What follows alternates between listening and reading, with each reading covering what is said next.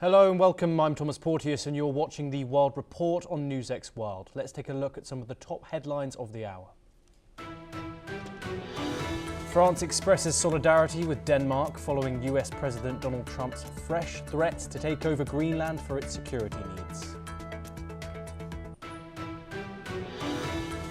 The Malaysian government is to introduce institutional reforms this year and next, including a 2-term limit for the premiership amid renewed calls for sweeping changes to tackle corruption and improve governance.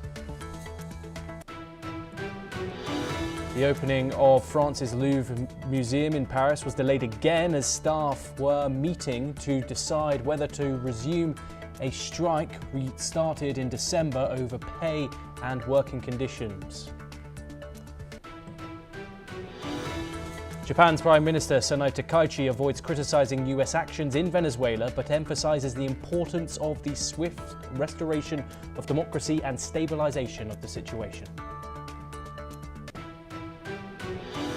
Trump says the US might launch a second military strike on Venezuela if the government doesn't cooperate.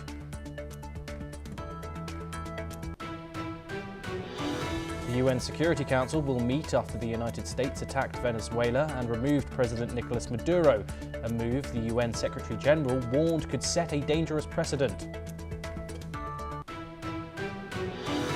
After military action in Venezuela, US President Donald Trump says he needs Greenland for national security. His claims draw criticism from Denmark. South Korean President Lee Jae-myung is to meet China's Xi Jinping today in Beijing, aiming to repair strained ties with Seoul's biggest trading partner. Those are the top headlines this hour, and let's get straight into the bulletin. And Greenland's Prime Minister Jens Frederik Nielsen has strongly rejected US President Donald Trump's repeated calls to annex the Arctic territory, emphasizing that discussions must follow proper channels and respect international law. Trump has cited Greenland's strategic location for national security, claiming US control is needed. He repeated the message, linking Greenland's importance to defense and referencing Russian and Chinese presence near its coast. The comments have drawn global attention, with European leaders, including Denmark, Sweden, Norway and Finland, reaffirming Greenland's autonomy and stressing that no outside power can decide its future. The Danish government stressed that Greenland is protected under NATO agreements and highlighted strong Arctic security collaboration with the United States, underscoring that both countries remain close allies. Joining us now is Alison Mutler. She is the former Associated Press Bureau Chief for Romania. She joins us live from Bucharest. Thank you very much for joining us, Alison. It's always a pleasure. Of course, as Donald Trump struck Venezuela and captured Nicolas Maduro, it is evident of his aggressive and hawkish foreign policy. We've now seen the Danish Prime Minister, Mette Frederiksen, respond and say that she has had enough of these comments. She wants Donald Trump to calm down this rhetoric. Do you see that happening, Alison? Well, as it sent the kidnapping of Maduro, the Venezuelan leader, sent shockwaves through the world, and Trump and his administration has vigorously defended it, and they're going to put Maduro on trial. And it seems that Trump is continuing this vein. I don't want to say he's high on his own supply, but it's not going to stop here, and that's his message. This isn't the first time he has set Greenland in his sights. The United States sent an envoy there in December. And it's not like he just said, we need it. It's if it's a piece on a jigsaw puzzle or a Lego board or a Monopoly board. It's just he seems to be treating the world as a game, and he plays the pieces he wants because the US is a big power. But what seems clear is he wants to assert US dominance in the Western Hemisphere, and he's taking no prisoners. And whether this is just rhetoric, we'll see. But it's certainly follows swiftly after Maduro's extraction from Venezuela, and it's we've never seen this sort of foreign policy for the United States in our lifetimes. Indeed, and of course, Alison, Denmark, a NATO member, as well as the United States. Donald Trump, a long criticizer of the North Atlantic Treaty Organization. How do you see this playing out within NATO if this does escalate? Will that be the end of the alliance? Well, the alliance has been under strain for many years, and Donald Trump has made no secret of the fact that he's not a great fan. But by the same token, he hasn't withdrawn. But what has become clear is he wants to assert U.S. power first and foremost. And at the moment, the U.S. seems to be playing a lesser role in NATO. Let's see what happens this year. But this problem with Greenland is particularly difficult because it will be the first time there is a dispute between two NATO members, because Greenland is like a semi-autonomous state, but its foreign policy and its defense policy is under Danish control, which means it's a member of NATO. And so this is the first time we've seen an open dispute. At the moment, we're talking about words. Okay, they sent Donald Trump sent an envoy there. At the moment, we're just talking about words, intentions. We don't know whether it will go any further, but we are in an unprecedented situation for NATO, and it definitely, if it does escalate, as you say, it will definitely weaken NATO, and particularly break apart the America was the leading member because it's the biggest military power within NATO, but Trump is distancing himself more and more. So NATO is definitely coming under strain with the Ukraine war, but particularly with America and Trump's position. Indeed. Alison, do stay with us as we move now on to Europe's Eastern Front. And Ukrainian authorities have said that an overnight Russian air attack on Kyiv and surrounding areas has killed at least 2 people. Ukraine's State Emergency Service said a medical facility in Kyiv's northern Obolynsky district caught fire after the attack. An inpatient ward was operating at the time, and 1 body was found inside after firefighters extinguished the blaze. A woman was also injured and 25 people were evacuated. The attack also struck towns and villages across the wider Kyiv region. Regional Governor Mykola Kalashnikov said a civilian was killed in the Festive district southwest of the capital, with homes and critical infrastructure damaged as well. Some areas were left without power also, and there was no immediate comment from Russia in regard to the strikes, but both sides denied deliberately targeting civilians. We enter 2026, Alison, and fight does not seem to be slowing down as diplomacy moves forward. In fact, the opposite. What's your reading from the actions on the ground and where Moscow is, of course, targeting? These cross-border strikes on the Ukrainian capital continue. How do you analyse this?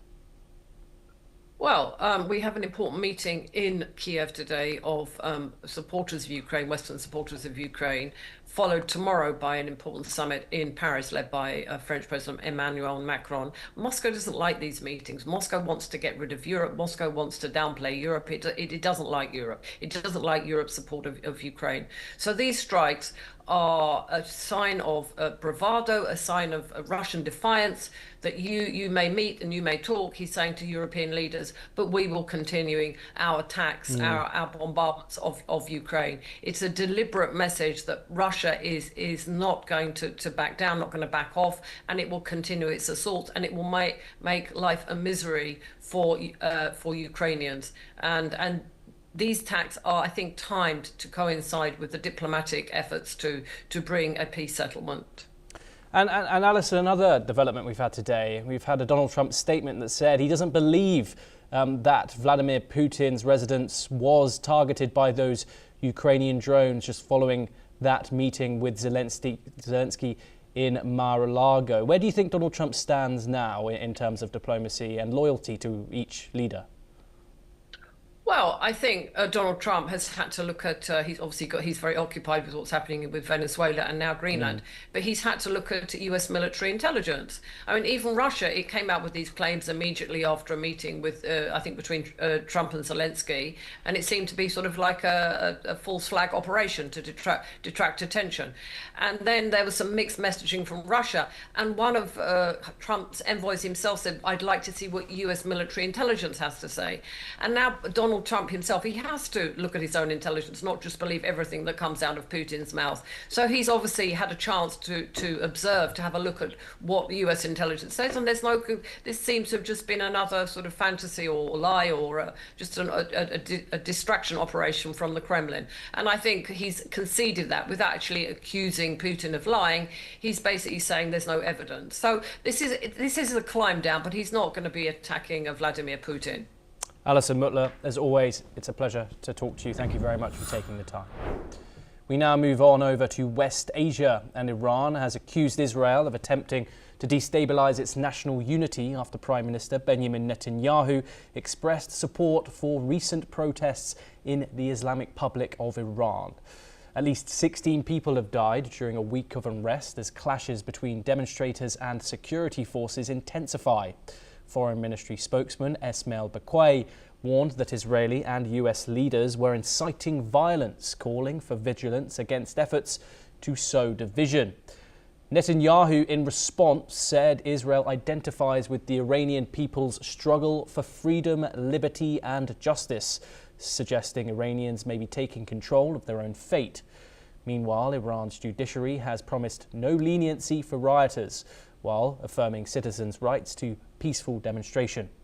Judiciary head Gholam Ayn Mohseni Ejei instructed prosecutors to act decisively against protesters and supporters of the unrest. Joining us now is Sol Sadka, a political commentator. He's joining us live from Tel Aviv. Thank you very much, Sol, for joining us. It's always a pleasure to talk to you. Of course, this comes around a week that this unrest has lasted. We've had statements from Netanyahu today. How significant is the public backing of the Israeli Prime Minister, backing the Iranian people and their right to protest here?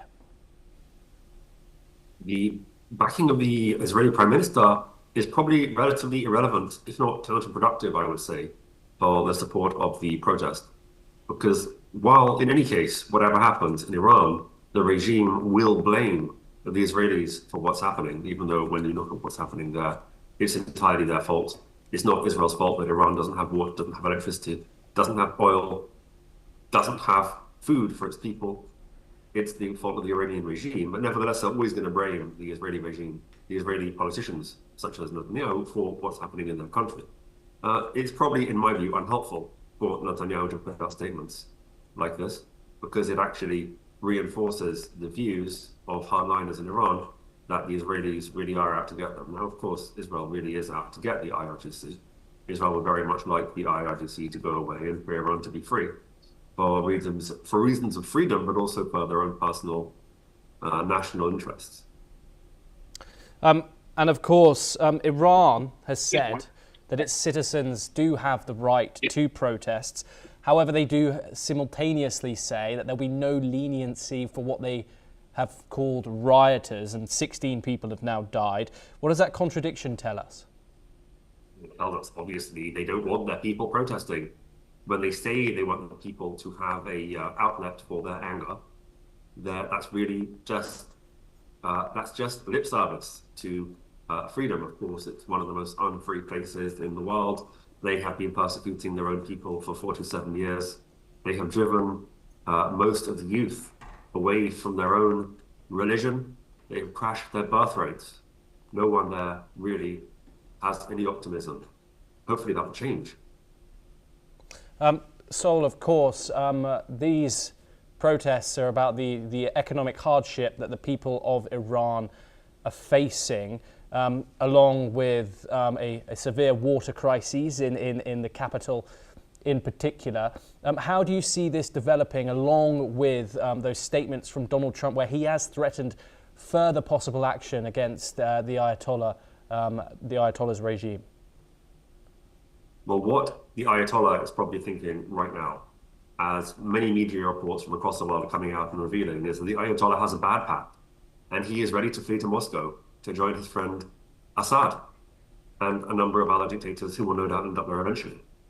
What will happen is unknowable, but it does seem to look that the Iranian regime is as close to falling as it ever has been in its long and troubled history. Hopefully, this will be the last battle, and hopefully, no more protesters will have to die. But as you correctly point out, if the Iranian regime is on the one hand telling the people they have the right to protest, but then shooting them at the rate of a couple a day and killing them, as well as injuring hundreds more, arresting thousands more, clearly that isn't true. They want to suppress the protests because the protests threaten their center of power. The people inside the Iranian regime have been in a state of absolute paranoia and distrust for one another since the June attacks by Israel and the United States, because it was revealed to them in the most kinetic possible way that a large number of their fellow brothers in arms in the IRGC, who they stood alongside for 40 years, were actually spies for their enemies and were responsible for the deaths of their fellows, and they might be next. And once that happens, you end up with a cascading effect, a catastrophic cascading effect within a regime where everyone wants to be the rat to jump off the ship before it sinks. And that's happening. It seems to be that many people within the regime are looking for their own personal exit strategies, and that means curtains for the regime, if not this week or this month, or even this year, certainly in the near future. Yes. So do stay with us, just for our viewers. It has not been independently verified that Iran has executed any of these protesters, but I'm sure we'll get some sort of update when it comes to Lieta at the head of the Israeli team, along with his military secretary, Major General Roman Goffman, and acting national security advisor Gil Reich. Trump has expressed hope for a diplomatic accord between Israel and Syria after the IDF seized parts of southern Syria, mostly within a UN-patrolled buffer zone after the collapse of Bashar al-Assad's regime in December of 2024. IDF troops, meanwhile, have been operating in areas up to around 15 kilometers inside Syria, aiming to capture weapons that Israel says could pose a threat to the country. So talks are commencing once again in the French capital between Syrian and Israeli diplomats. But of course, territory remains a sticking point within these talks. Of course, the Golan Heights, seen as an occupation by the international community and the United Nations, not by the United States. Of course, they were recognized as Israeli territory by Donald Trump in his first term. But you have further territory being held by Israeli troops, as we've said, 15 kilometers inside the Syrian border by IDF post Bashar al-Assad fall. How central is territorial control to these talks? My guess is they are the key issue. They will, however, allow the peace essentially to break out between Israel and Syria if they can be resolved.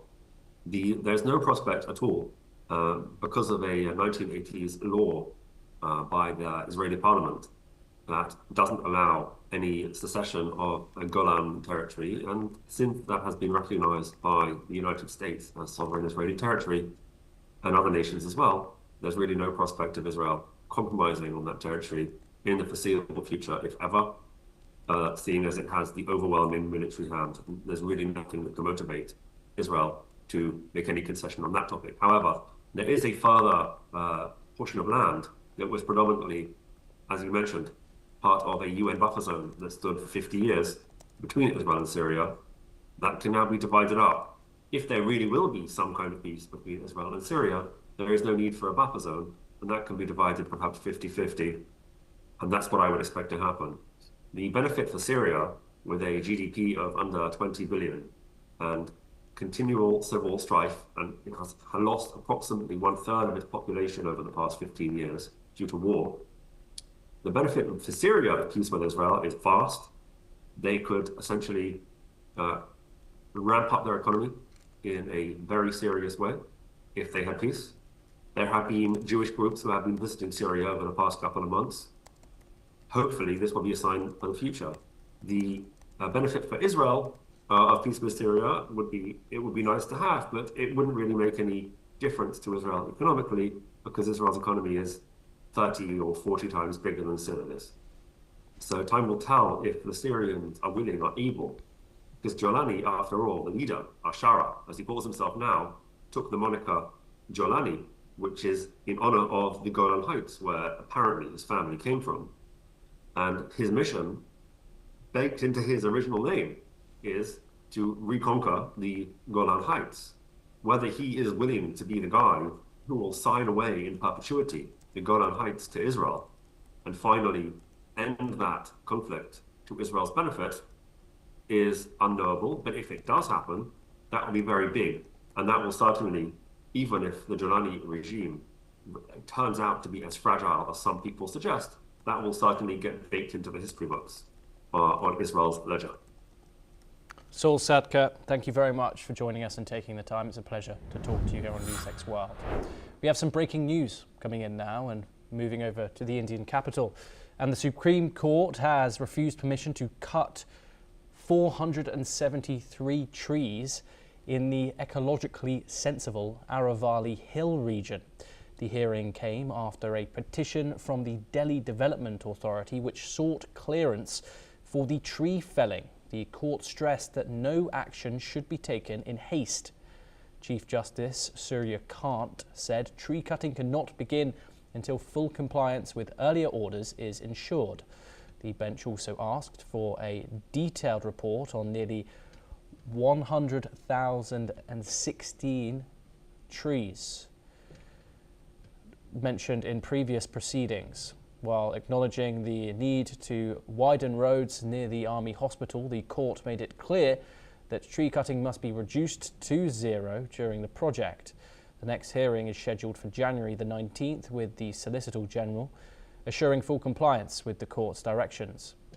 The Aravalli mountain range, stretching from Delhi through Haryana and Rajasthan to Gujarat, is one of the world's oldest mountain ranges. It acts as a vital ecological barrier against the Thar Desert, supports rivers like the Banas, and is home to rich biodiversity, including leopards, jackals, and dry deciduous forests. But the range faces growing threats from urbanization, illegal mining, and deforestation. Conservation projects like the Aravalli Green Wall aim to protect this national heritage. The Supreme Court's ruling highlights India's ongoing struggle to balance development with environmental protection. Joining us now is Anand Arya, an environmental expert and activist, joining us live from New Delhi. Thank you very much for joining us here on NewsX World. It's a pleasure to have you on the programme. Of course, a hugely significant ruling from the Supreme Court. How much is this going to benefit the region? Well, I think just 473 trees or 116,000 trees are not really relevant. I think what the Supreme Court has said today indicates how seriously I think it is going to look at the Aravalli range from a conservation and a protection point of view. You see, these kind of things the government of India had been playing, that they rushed through some, they come up with some half-baked ideas, and then try to take, they hide half the story and tell half the story, and get certain amount of approvals. And that is why the last, practically the whole of December, we had this huge furor over the new definition of Aravallis, which was made. So I think this is the very correct judgment by the Supreme Court of India today, that we will look at it in a holistic manner, not in a part basis, that you cannot just say that let me do this and then I will come back to you for the rest. You see, because that opens the way, and under this, unfortunately, in very many parts, the DDA has had a very dubious kind of, they played a very dubious role. In the sense that they will just do it and then, okay, you go to the court and let us see what happens. So I think today's ruling is very important. And also, I think this is time that the Supreme Court of India came very heavily on the government of India as far as its environment policies are concerned. Because everywhere, I mean, they, right from 2000, I think it's about 25, 30 years ago, when the first judgment was passed by the Supreme Court of India, that a development cannot be at the cost of environment. And this principle has been laid down and elaborated upon and emphasized and re-emphasized many times by the Supreme Court, that the environment cannot be destroyed just for the sake of development. These two things have to coexist, and I think now what we are seeing from the new Chief Justice is that environment will get a certain amount of priority. And I think this is the first step, and I expect that when the complete hearing takes place on both the issue of redefinition, on the new definition of the Aravalli Hills, where they have said that the hills below 100 meters are not hills, and they can be open for mining or other development purposes. So I think that's very important. And the second important part is, of course, this 116,000 trees. I mean, this has to be a complete package, whether it is looked at it or it is, sanctioned or it is not sanctioned. And I mean, if I'm quite happy to hear from the Supreme Court that the no trees are to be, or the zero number of trees has to be cut down. And which is possible, because all that it takes you to reroute and realign the roads such that there is a minimum possible damage to the trees, because trees are the lungs which keep the environment, which keep the air totally, they contribute to a very significant extent cleaning the air and controlling the purity in the air. Yes, thank you very much for joining us here on NewsX World. It's a pleasure to talk to you. Thank you very much for taking the time. Well, that's all that we have time for this hour. Keep watching NewsX World for more international updates. Thank you.